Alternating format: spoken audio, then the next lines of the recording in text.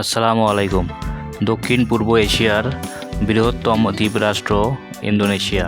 প্রায় 17,000 দ্বীপ নিয়ে গঠিত হয় এই দেশ।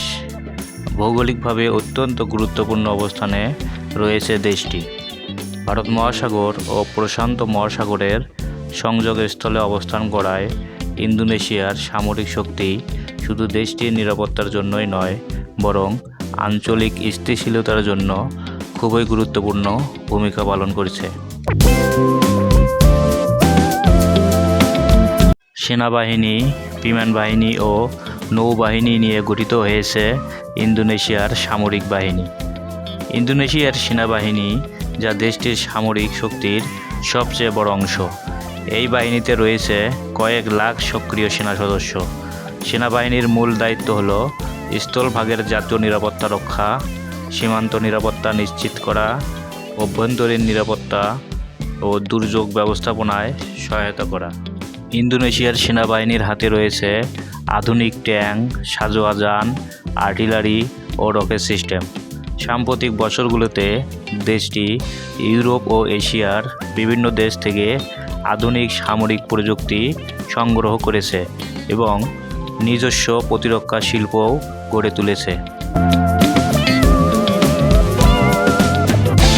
ইন্দোনেশিয়ার বিমান বাহিনী, যা দেশটির আকাশসীমা রক্ষার মূল দায়িত্বে রয়েছে। এই বাহিনীতে রয়েছে আধুনিক ফাইটার জেট, পরিবহন বিমান, নজরদারি ও প্রশিক্ষণ বিমান। ইন্দোনেশিয়া বর্তমানে পুরনো বিমানগুলোর পরিবর্তে আধুনিক যুদ্ধবিমান সংগ্রহ ও নিজস্ব বিমান প্রযুক্তির উন্নয়ন করেছে।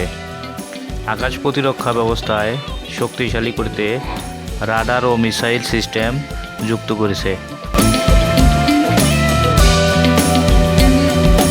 ইন্দোনেশিয়া আসিয়ানভুক্ত দেশগুলোর মধ্যে সবচেয়ে বড় রাষ্ট্র ও শক্তিশালী।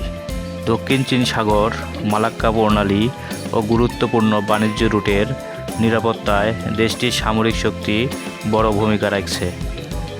বিশ্বের অন্যতম বৃহৎ দ্বীপ রাষ্ট্র হওয়ায় ইন্দোনেশিয়ার নৌবাহিনী অত্যন্ত গুরুত্বপূর্ণ। যুক্তরাষ্ট্র, চীন, অস্ট্রেলিয়া ও ইউরোপীয় দেশগুলোর সঙ্গে যৌথ সামরিক মহড়া ও প্রতিরক্ষা সহযোগিতা বাড়াচ্ছে ইন্দোনেশিয়া।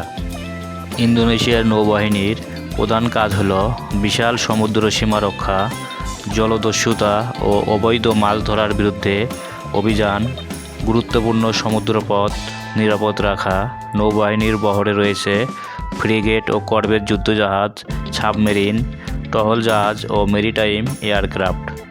বিশেষ করে সাবমেরিন সক্ষমতা বাড়ানোর দিকে ইন্দোনেশিয়া জোর দিচ্ছে, যা দক্ষিণ চীন সাগর ও আশপাশের অঞ্চলে কৌশলগত গুরুত্বপূর্ণ বহন করে।